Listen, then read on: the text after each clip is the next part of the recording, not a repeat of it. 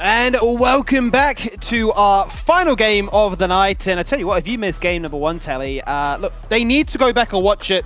But at the same time, they need to watch what's happening now because we need to get a conclusion, an answer.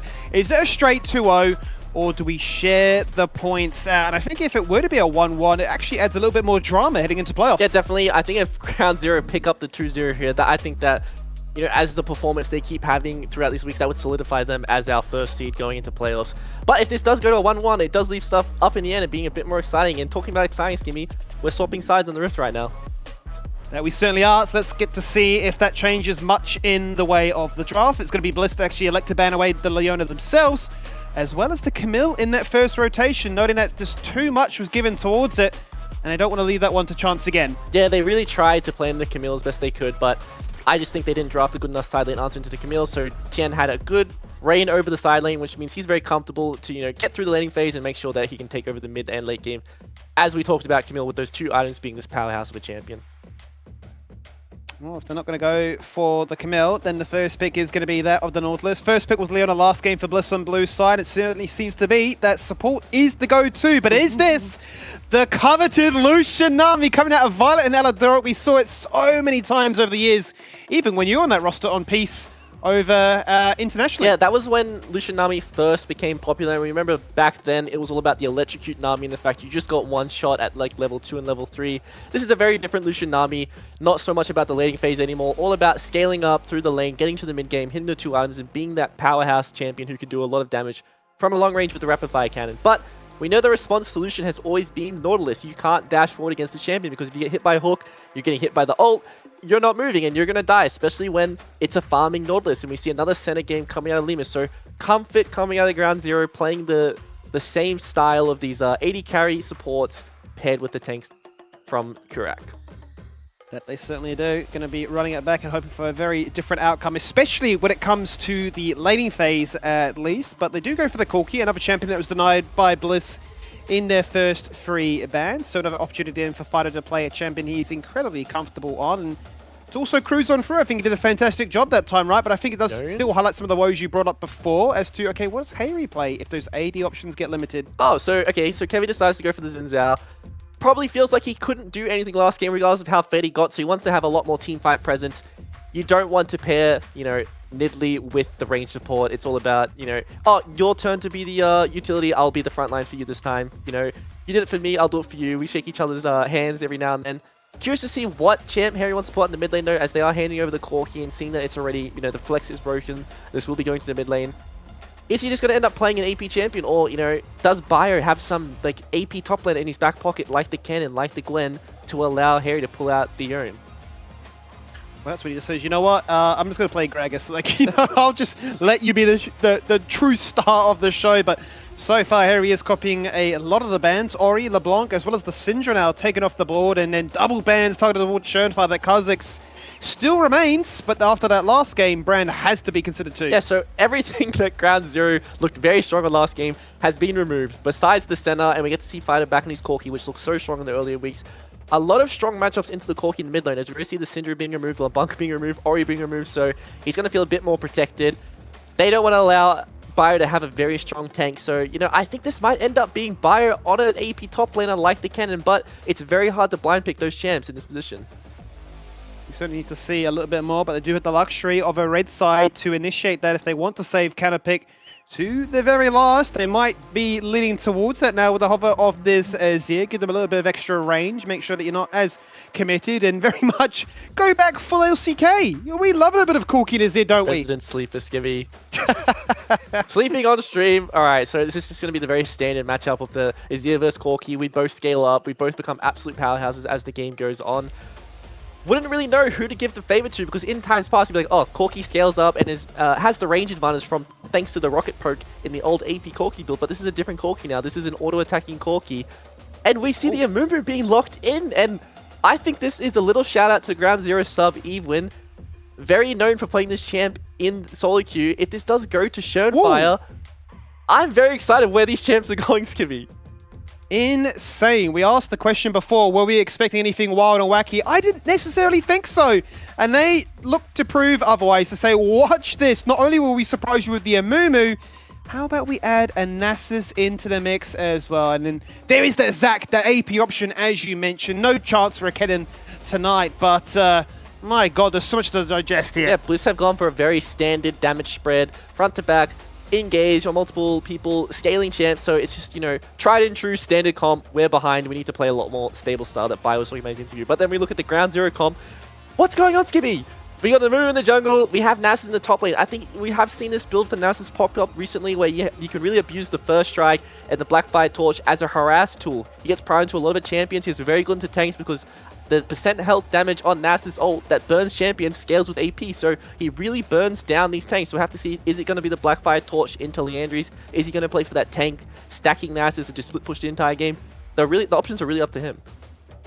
He basically said, you know what, can we have Brand at home? And it's like, yeah, let's just play AP Nasus top. That'll get the job done. He's like, it's not a game for Poppy. You've banned away my Camille. I guess I'll have to play a third champion. What a way to announce a unique champion added into the mix of things. We actually mentioned, what, was it yesterday? We're talking about Nasus, more so as a joke.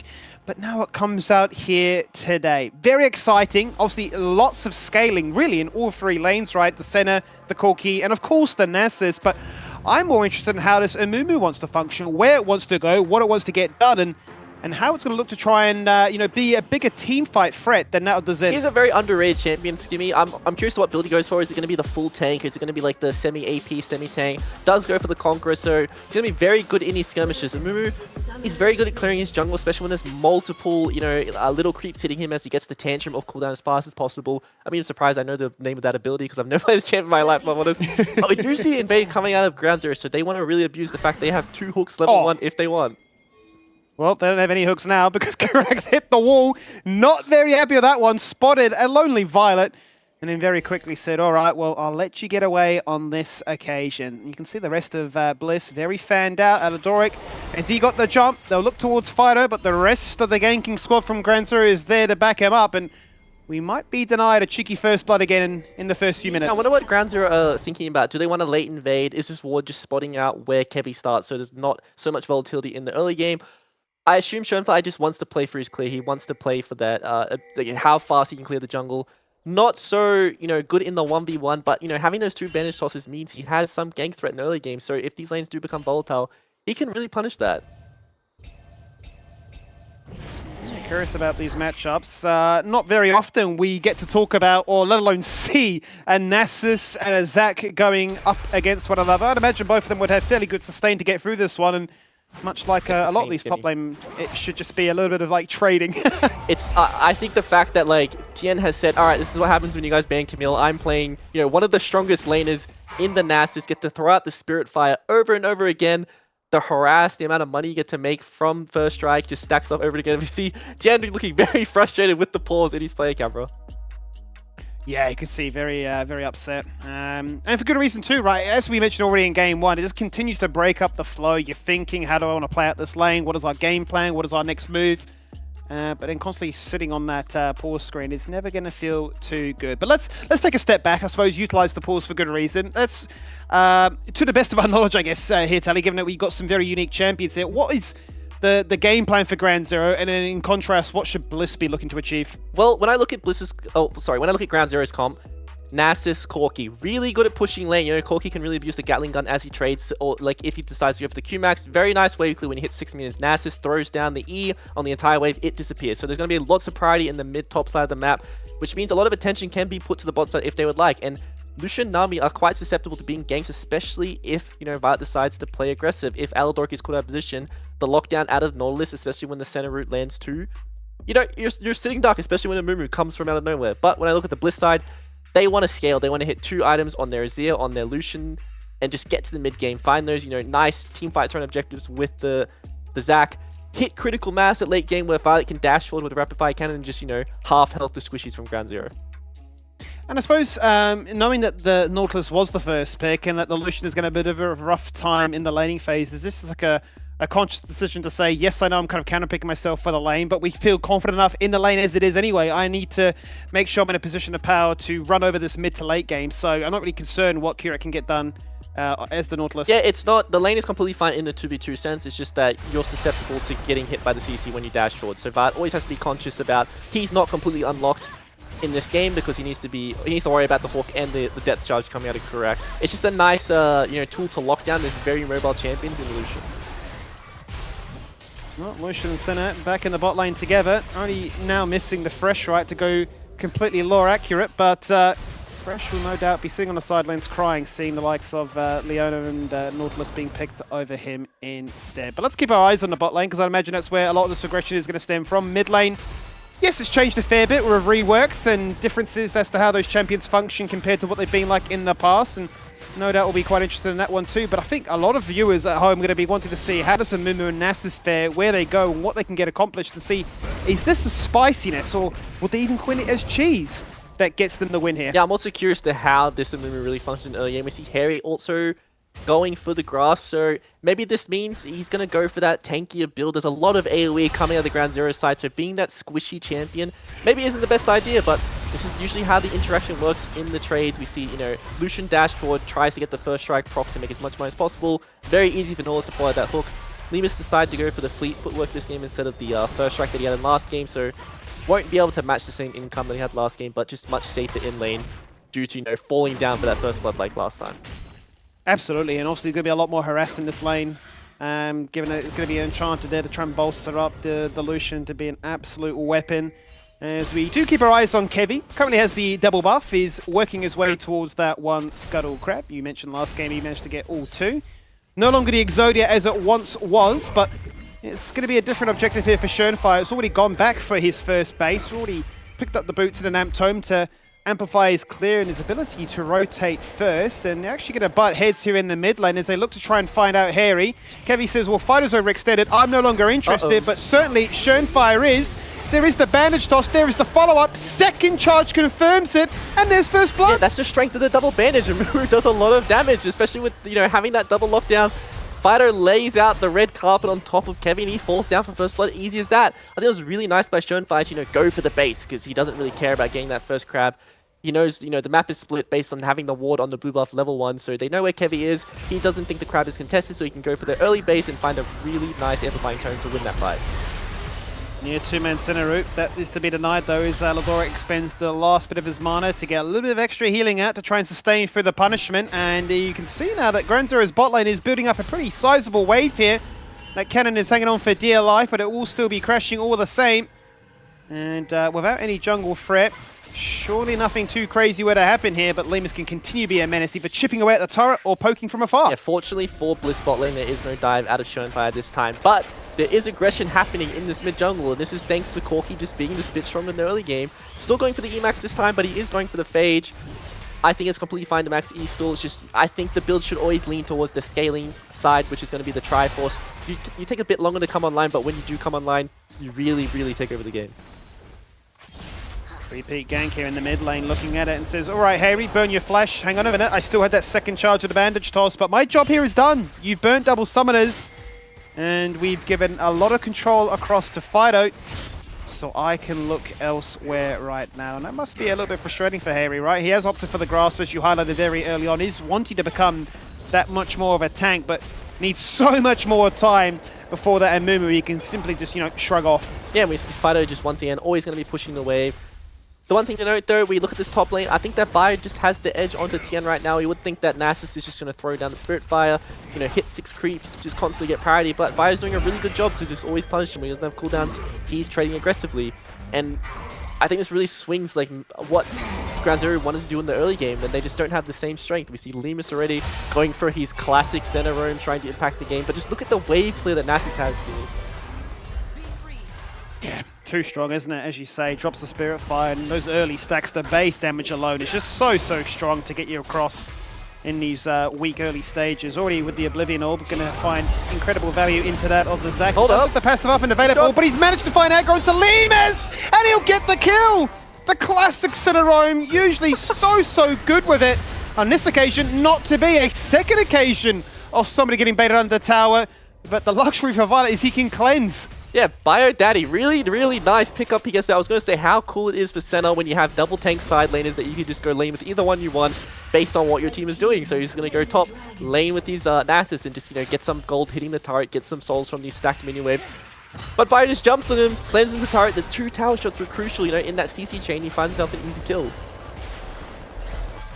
He certainly does. Very nice turn of events for them. Let's see what happens here in his mid lane as he re-establishes control of another lane. Apart from bot, he's just going to continue to leave Kurak on an island to farm up all that solo experience and fend for himself. He knows that Kurak is in a pretty good position to at least deal with Violet, who's going to want to hunt for those 2v1 occasions. But I suppose something to consider, which we always joke about, right, is that, Wither is incredibly annoying, and especially when we talk about, like, Nidalee having this broken heal that late game is insane. Same could be said for the Wither, right? It's like a 75% so I think at max it's like nearly 100%. It's crazy. It's just a stun, Skimmy. When you get to that, especially in this Nasus iteration, you max the E and then the W. So you have, at level 13, max points into the Wither, which means Harry, Violet, not doing any damage when they hit with it, unless Violet uses the cleanse, but that means he doesn't have anything to deal with this Amumu. He's going to be diving on him. And I think there's something else to touch on right now. The jungle gap keeps growing because how fast Schönfire can clear the jungle. So I'm concerned for Kevy, who's not fighting these early ganks. He's not going to have the same power in these team fights, Skinny. No, he certainly isn't. He certainly isn't. We're used to Azin being very aggressive, right? Finding a gank before level 6 and getting the momentum started, whereas for Schönfire, his bread and butter has been find an AP jungler, fast, clear, and just really take over the show. Right now, he's keeping up pace with these mid laners. He has the most farm in the game. It's a scary prospect to bear in mind because with double buff, already a 2-level lead. Now the shoe's on the other foot, and Kevy's got to endure what it was like for Schönfire's early game 1. How scary is that? You see a wave being built into your turret, and a level 8 Amumu rocks up. Schönfire can absolutely dive this turret if he wants. He's already going in without his team. Violet doesn't have access to the cleanse, so we have to see if the rotation will be in time, Skinny. It's too much damage to get through, right? He goes for the first banish loss onto Violet, the second onto Aladoric, the curse of Sad Mum. He gets it done with a backup from the squad. Kevy primed and ready to go with that wind becomes lightning, but he's a madman if he were to take it. And with Harry threatening from the side, that really is all it will be, a single threat. Yet another pause, which it does feel pretty bad. But either way, this is a much better start for Ground Zero.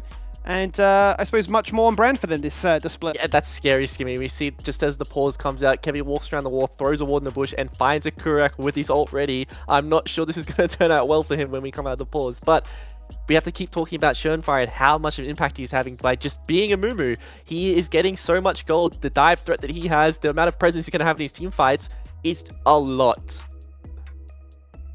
Yeah, it's going to be too much to deal with. And I think you mentioned a really valid point before, right? Of if you're cleansing out of the Wither, what it makes it so easy then for the Amumu, the Nautilus, whoever really then to say, well, my CC is free. And I do wonder if it forces like a Crucible Rush out of Aladoric as opposed to the usual buffing items like the Ardent Sensor and so on as to, I need to buff this Lucian to make him that mid-game terror. But does it almost feel a little bit rough to say, well, the Crucible needs to be rushed to almost feel that asterisk of like, but what if I do get stung? What if I do need to burn the cleanse? We've at least got that backup plan. I think Crucible would be a really good item this game. As long as, Violet can cleanse something, using the Crucible as a backup tool is always going to be good, especially onto the rest of his team. But we're going to see the most treads come out from most members of Bliss. There's a lot of CC coming out of Ground Zero's side.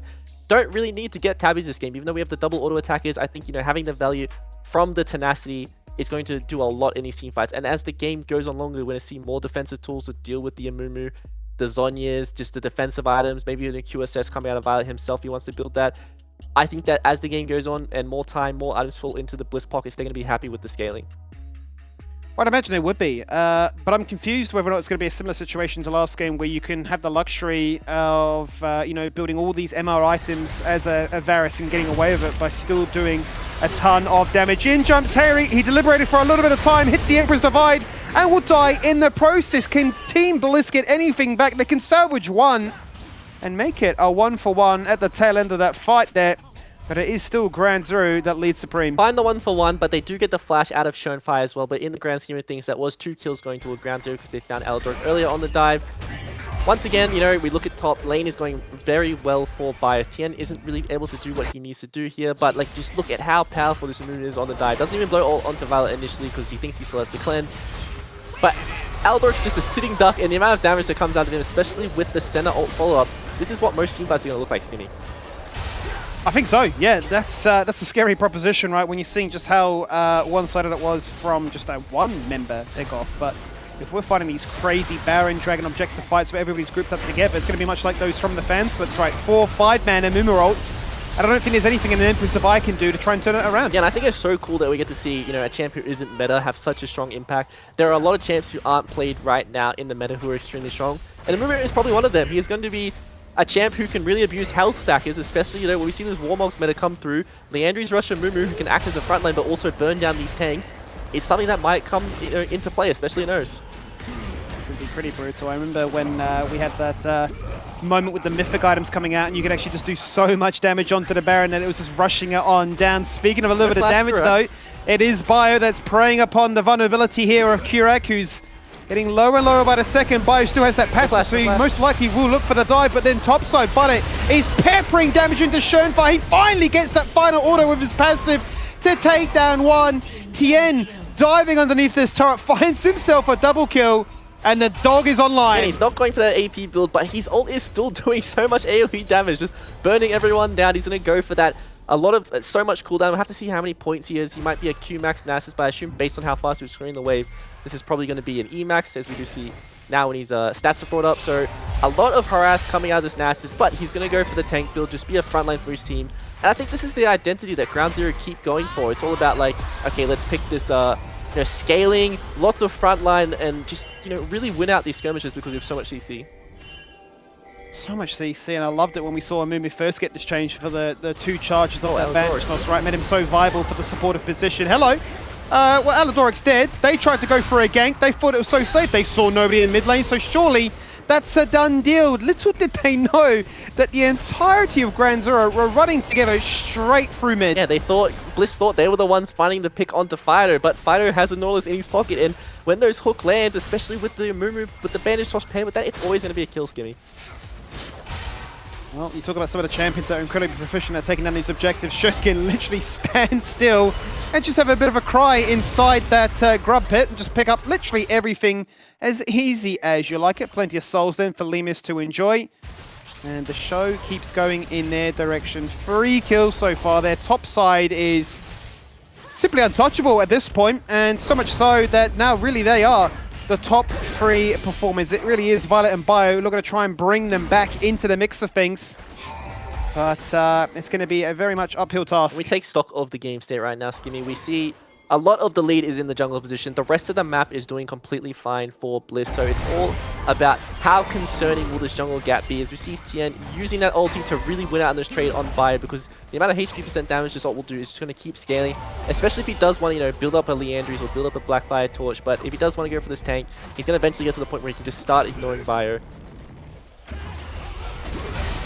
Kind of annoying right now because he's absolutely just jumped upon him, said let's go and bounce again. I've seen these 2 key members, and Nasish, you will perish, you will die. I'll flash out that bandage toss, but I won't have the luxury of dodging out that curse of the sad mummy. Here's my passive. Can you take it down? Because Kevy is here to back him up, and Lemus has to show respect and run away on this one. Yeah, Bio's doing a really, really good job. Every time Lemus shows up in Tien's lane, someone dies. So maybe Lemus should stay away from, you know, going top, because he keeps throwing his top laner's lane a little bit. But 2 kills apiece to the top laners, a bit of a gold lead going to be in Bio's pocket, because, you know, he is getting a lot more farm than Tien right now, or getting a lot more experience, I should say. And I think this could be the saving grace for the Bliss comp, is the fact that this Zac is going to be so strong, and there's just not much damage coming out of the Ground Zero comp at this point in the game. Well, that's it. And obviously having that really strong engage for it's going to really look to alleviate some of the pressure that Kevy's feeling under so far, right? 0-3, not having the early game start that he had last time, falling further and further behind, not only in kills, but also in that camp clear speed. You can see right now down by just shy of 50 CS, so it doesn't feel good right now. You're thinking, well, what is our way back into the swamp? And they're going to say, well, we need to start stacking up these dragons, give ourselves at least some kind of scaling late game condition, so we have the power. No flash under Fido, really nice engage, but the wall doesn't swoop him in, unfortunately, because of the CC layering coming out of there. But I don't think Fido can get out of this one, Skimmy. I don't think so. He's got the entire team in hot pursuit looking to run him down, and in the end it is Biopever that finds his 3rd kill of the game. And it might be his time to shine, might be his time to take over this game and show that he's had enough of trying to be the Skarner outplaying the Camille. and that he can put this dog to I rest. think Shonefire might go in when he notices that the team is split. We see Violet on midway, throwing the culling into Lemus, not finding damage that he needs to stick. So Shonefire gonna feel confident to engage here, especially with the TP coming through. TP coming in as you highlight, so then Tien says it's time to get active, pops the ultimate, looks to try and find a key target to lock on down with that Wither, goes on to Kevy, he's engaged for it, he's diminished for the meantime. Bio once again with that classic two-man slingshot into the Let's Bounce. The Herald's so close to falling on down, but it will be picked up by Kevy, and he's able to get away with this one. Can they flash across the wall? They're already overcommitted to this one, and Bio with no passive, no luxury, is picking up those blobs, but it's a losing battle, a dying one on that occasion. As Alador across the wall says, I can offer a little bit of support, here's a heal, but the Hex Gates say even that spot is not safe. What an ult out of Shonefire, you know, finds the R flash onto so many members. Even though Violet committed the cleanse, unfortunately goes down to the end in the end, but you can see what happens when that Wither goes on to these, you know, auto-attacking carries. Harry just wasn't able to do anything, but I think this was a really nice disengage from Bliss initially, doing a really good job to re-engage onto Shonefire, but unfortunately he's just too strong, you know, doesn't die in time. Finds this huge Curse of the Sad Mummy onto multiple members, which means that these people go down. Harry gets hit with the Wither as his fight extends, and he just cannot do the return damage that he needs to. No, can't summon the shoulders, can't really rally the might of the Shurima to get it done on this occasion, and it was just this very elongated trade where we were running down the numbers as low as humanly possible. 16 minutes into this one then. A very different turn of events. It's a 5k lead here for Grand Zero. They've managed to claim all 6 of the Void Grubs, whilst Bliss have gone for 2 Dragons of their own. And you're having to wonder, yes, we talked about last game and, oh, you know, there's always a chance. What can we do to try and get back into this one? But I'm just so concerned by the amount of scaling and then just the power of that scaling in terms of, yes, the the Nasus, the Corki, the Senna are all there. But then that late game maxing of those abilities is just going to look to really hamper your chances of saying Team Bliss can mount a comeback like we saw Ground Zero did at, like, what, the 20-minute mark. Yeah, when I look at the scaling of both teams, Skimmy, you know, I would think, okay, we have Bliss has an Azir against, you know, this super front line of Ground Zero, and this is where the champ really shines. We get those multi-soldiers out, you just start shredding down the enemy team, and the fact that you are so hard to get on could mean lights out for the Ground Zero comp, but then on the other hand, Senna gains so much range to really deal with the fact that Azir is going to be playing so far back in his team fights, and the amount of damage that Corki can do with one auto attack, pair that with a Sheen proc crit in the late game, is going to do thousands of damage to do squishy champions, and there are a lot of them on the Bliss side, so I'm not confident in saying either team is really hitting the scaling department yet. I think it's just going to come down to how well they have managed to set up around these objectives and who finds this better engage. So hear me out, Tony. Let me cook for a second. What if we've got a rapid fire cannon on Lucian, then we decide, you know what, I need even more range because this Wither's too annoying. The Azir picks one up, and suddenly we just Exodia. Oh, so you just outrange them completely. You're just killing them off screen. That's it. You can't hit me if I can only hit you. Just Xerath meta. Just outrange your enemies so they can't see you. And be like, well, try and counter this. Your champion is now invalid, and that would feel bad. That certainly would. But Tien is still opting for all of this tankiness, with the Frozen Heart being rushed. That got the full combo on towards Lemus. The bubble was good, and the tidal wave is even better. So Lemus is just a sitting duck, having burnt literally everything. There was nothing left to survive. Tower falls in the bot side, whilst Nasus remains. He doesn't want to commit that TP, although it is up and available. But Fido will return to this lane, whilst the rest of Bliss will scurry away. And to touch back on Grand Zero Shaft, like, I want to know who really cooked this. Like, was this a Ben V angle? Is this something they have practiced in scrims against this team specifically? Because I feel like Bliss wouldn't really notice was coming. And, you know, Violet's dashing forward, but behind him is multiple members he doesn't want to be seeing. Oh, how's he managed to get away with this one? No, Fido's still on hot pursuit. Fantastic turn of events. A double kill going the way for him. The Corki is well and truly accelerated by this point, already on that Trinity Force. And very much so now looking to add insult to injury and find yet another tower in this mid lane. Bio with the Let's Bounce active. No real damage to try and back him up, so hesitant to pop it at this stage. But still looking to jump on through and says, you know what, Tien, you're low enough. I can get it done. The Dawning Shadow from top lane, not enough for them to persevere through. But Shern is burning. And that is the key word. The Leandris is active, but it's not enough. And Kevy just gets enough HP returned that he's able to stand around a little bit longer and say, you know what, Harry, you deserve one. Find your first of the game. He's back in the game, Skimmy. This is a repeat of game one, but we've flipped sides. We see that Ground Zero absolutely dominated the early game, but now Bliss are the ones who keep winning these fights when they shouldn't be. So Kevy might be able to take back on the game. We see Bio going in for the huge engage onto Fido. Oh my god, what a play, what a bubble, and then a fantastic closing together with the slappy hands by the Zac and an ace. And what is it? What is it, Tally? Is red side just a comeback side? This is the story of what we saw last split, Skimmy. We saw our top two teams go against each other. Back then it was Ground Zero and Antic. And when they verse each other, whoever was winning early game would end up losing. So is this just a repeat of this split? We're going to see our top teams find these leads, overextend a bit too much, and get really punished by the fact that, you know, Bayer's a bit strong right now, and he's just constantly going for these engages. And I think that this is so lucky that Kevy was able to win this skirmish, because he is now absolutely back in the game. That he most certainly is. If Bayer was to win this game, or if Bliss rather were to win this game, certainly my MVP to try and really just put the team on his back and say, come on boys, we're better than this. A double kill for Kevy, a kill for Harry, all the right members getting a little bit of gold to patch them back up. And I tell you what, you really can't call this one. I mean, as a viewer, you're just sitting there the entire time thinking, hold, just wait, let's see what happens next. We see Ground Zero walking in blind to the Team Bliss team. They could be on the Dragon, we don't know. We don't get to see either, but they engage onto Bayer. Have to see what this is going to look like, Skivvy. He's got the passive, and does he want to burn it? I'm sure he wants to hold on for it as long as possible. They do enough work to make sure that Bliss find 3 dragons. Back to back they go. Kevy the focus right now. The blobs are going to be falling, as he'll be the first one to go one down. The Emperor's divided to try and buy space, but there's the center route, but he's done just Baron's enough up. of a fancy feat to run away.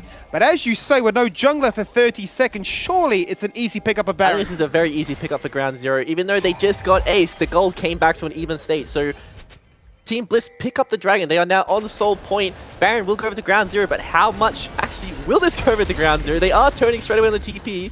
Harry has flash. There's no way Amy just does that. He comes in, sees what they're up to. He only has the flash available. There's the glass cone fighting across the wall right now, looking to try and Lands. push out of range. One-man bubble onto Kurek. The damage from the Baron is starting to don't hurt a kill little it. bit. No luxury of a Warmogs. Well, there is for Kurek, I tell a lie. So he can tank that one up and not really get punished. But in the end, look, Bliss will be happy. They stopped the Baron. Yeah, absolutely, and I think that Bliss should feel very lucky this was a Hex Tech Rift, because they had enough time to be able to rotate to the Dragon. But we see Fire sitting on the flank, trying to go for the engage. Unfortunately, doesn't land the slappy hands onto Corki, which means he would have fallen down, has no flash.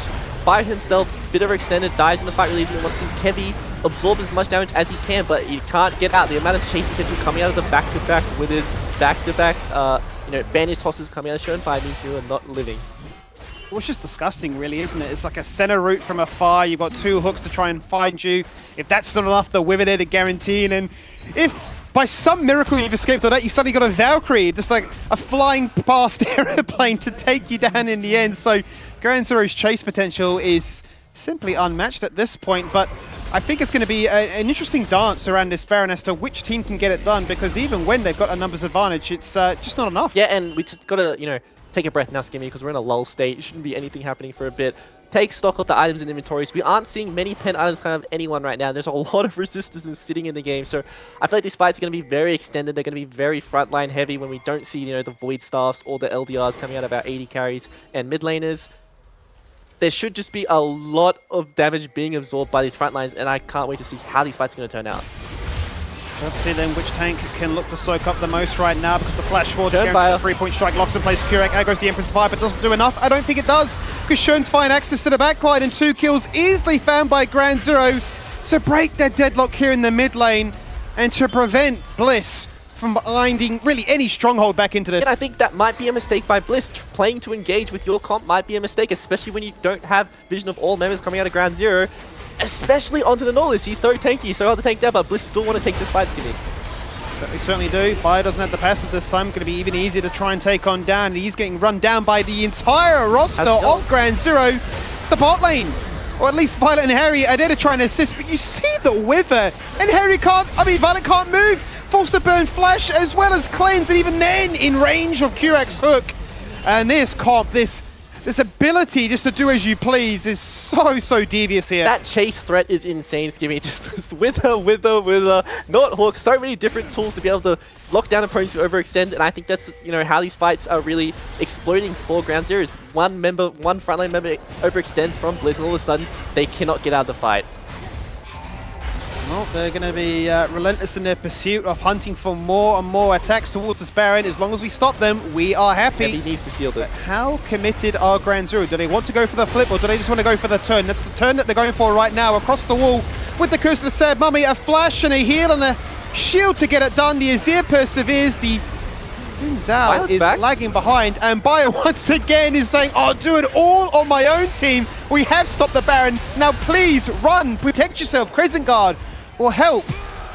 And out comes the culling now. We are really cycling through every single cooldown humanly available. Is Bliss doing enough? Are they going to find some kills? Members are low, but they're unable to confirm anything. The Hexgate channel is interrupted. And finally, it comes to an end. Can you explain to me how that turned out favorable for Bliss? We saw so many members go down to 1 health. The fights are so extended. Ground Zero keep turning off the Baron. Bliss doing such a good job baiting. And these base gates are doing so much to mean that they come back on time. And we're going to see the same in reverse, Skimmy. I don't know if this is a good position for Bliss to be in right now. Surely has to be a turn angle from Bliss. There's no way they commit to this run, right? You can see Tien already active with the ultimate, looking for a key target. He's in. Oh, hang on a minute. I'm being surrounded by everybody. Alador's so low. A single auto will get it done. It's exactly what Fido finds. The turn onto Harry. He can't get anything accomplished, even with the divide created by his ultimate. Double found by Tien. Their turn to go back towards the Baron. And I think this time, they're all dead. There is no defense. I will confidently say, Skimmy, this is now a Baron for Ground Zero, but the Purple Worm will be the downfall of Oceania. Stay away from this thing unless everyone is dead. It's too dangerous.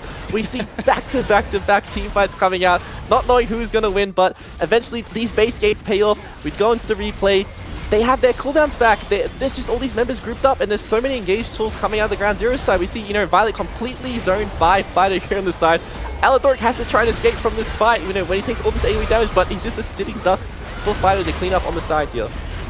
Yeah, you saw him losing to Baron, cops the entire ult there from the center. And then really in a rough spot, do I want to die to the, PvE mechanic, or do I want to try and take a gamble and hope that Fido is caught sleeping at the wheel? That's obviously not the case, because he is incredibly fed right now as the Corki. 3 items done, i.e.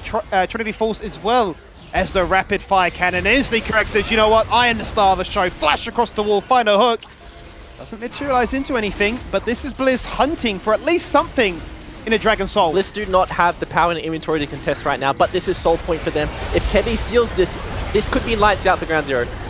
This could mean everything, and first of all, they pop the passive on. Biopanther Heavy is dead. There is no smite still available. Down for 40 seconds. There is no protection to afford their bruises. Their front line is completely gone. Harry with the massive Emperor's Divide saying, you shall not pass, and the 3 members can survive. But the game is getting worse and worse and worse. And 26 minutes in, we are very close to a 10k lead. Yes, this was a very close game for a long time, Skimmy. It was quite even in inventories. Would have been like 1 to 1.5k gold lead for certain individuals. But now we're seeing huge item leads in inventory, especially in mid lane. Fido's picked up his 3 items. This is when we always talk about Corki coming online. Those critted Sheen procs are going to do so much damage, especially paired with the the ammunitions from Corki, the passive that allows them to do true damage. See Kurek there hovering and wondering, do I need to go for a flash across the wall? Shows a bit of restraint, says, you know what, we'll settle for the tower. That in its own is enough for us. And 6 turrets to 3 now. It is a bit of a whitewash in that regard. We're running back towards this dragon fight because it's desperation from Bliss. Yeah, this is absolutely desperation. They're trying to get this dragon into the smite position for Kevy, but unfortunately, a lot of the AoE coming out of the Bliss side cannot reach the dragon because of how strong these frontlines are. They're absorbing so much damage. TM just walk up, not even hit anyone, just throw an E, throw a wither. His job has been done. They have to disengage. They cannot deal with how strong this frontline is, especially with the amount of DPS coming out of the center and coming out of the Corki. What a series, if nothing more, for both of these teams to digest. And I'm sure Antic sitting on the sidelines watching this going, what is happening right now? Whether or not they were exposed to this in their own scrim sets, you have to wonder. But surely it's an entertaining stage performance regardless of the outcome. It certainly is working its way towards that perfect 2-0 with Ground Zero looking to claim all 3 points here. Unless there are any more tricks leapt up the sleeve here for Bliss to try and fight back, as they're basically being corralled to hide inside their base. So it's hit and finish, it's finished by Violet. They're going forward onto Tien. His flash is almost off cooldown. Violet is just losing to the AoE coming out of the Ground Zero side. The global threats, he's sitting in a Spirit Fire with the center ult. He takes more damage than he dealt to Tien. We still don't see the last Whisper coming out of him yet. No Lord Dominic's finished, so he just doesn't do the damage he needs to right now. They need more time to scale. Harry's almost finished his Crypt Bloom to get some penetration to deal with the amount of magic just coming out of the Ground Zero side. But I don't know if they have enough time, Skimmy. It is a dying situation. They're going to try and do something about it. Zac overshoots the slingshot, unable to find the target he's after, and may just simply perish as a result. Yeah, completely stun locked. The CC is unbearable. Harry losing the 1v1 to a jungler of all people. Forced to burn the ultimate. Kevy flashing for his life. The Crescent Guard active. and giving protection to his team. The cleanse is there, but Violet is just peppering the members, but no kills getting confirmed. They'll lose 2 inhibitors, they'll lose 2 teammates, and he might lose 2 games. And then we see peak Nasus mechanics coming out at the end there. Flash with the onto Violet, which means he has to blow cleanse. And he doesn't feel safe in these team fights going forward now. We'll have to see if the cleanse is going to come up for this next team fight, because if it's not, Shern has Flash, and this could mean Violet will fall down first in this next team fight. Well, let's take a stock. We'll take a breath, I should say, to take a quick stock check of what's up and available on the map for these 2 teams. Or maybe not. Let's just not. Let's just continue to fight fire with fire. I was going to say 2 minutes before the next major objective. There's another chance for the Baron. Perhaps have a chance for Bliss to salvage the Dragon Soul for themselves. But look, I think they're so hard-pressed to escape their base right now. If you take a quick stock check of the minimap, look how much vision favors that of Ground Zero. I think anywhere Bliss go, they're tracked. Yeah, absolutely. There's just... it's lights out for Bliss pretty much. Their only vision is just really, really deep. They don't want to be playing for TP flanks, and we see if Ground Zero is going to just absolutely cross his heart right now through the Azir damage. Well, that's exactly what they're hoping for right now. Tien is just literally laughing at the culling. He says it doesn't do anything, it tickles me. That feels nice. There's a bit of a massage at this stage of the game. Shern jumps in, 1 and ultimate, not to be enough. Even with the cleanse up and available, double kill is there. Found fantastically by Corki. Fighter's a little bit too good so far. Limus answers back with another kill, and a triple is found by the Corki, and that might be lights out, job done, GG, and certainly does look a little bit easy for GZ, as they will get it done dead on the 30-minute mark with a very creative draft with some fantastically unique picks and an ace to end day 2. Yeah, and you say it yourself, Skimmy, a very creative draft. I think it's so cool to see these picks come out, the Nasus and the Mumu. This looked so unplayable for Bliss. I don't think they played too bad themselves, but they just didn't have the damage or the way to navigate these fights when there's just a Nasus in front of you and a Mumu in front of you who's just absorbing all your damage. No penetration items coming out of the carries from Bliss meant that this front line was unkillable. That it certainly was, and I'm sure it's a very awe-inspiring performance from the Ground Zero side, right? To start off that series so far behind, to rally the troops, to bring it back from a 7k deficit, to then take game 1, to then come straight out the gate swinging in game 2 and say, blue side, this is the draft we're going to put together, and you're not going to see it coming. Perfect 2-0 on the night. Ground Zero retain their spot in first place, and Team Bliss, unfortunately on this occasion, have to settle for second. We're going to jump to another final break and then wrap up all the action tonight.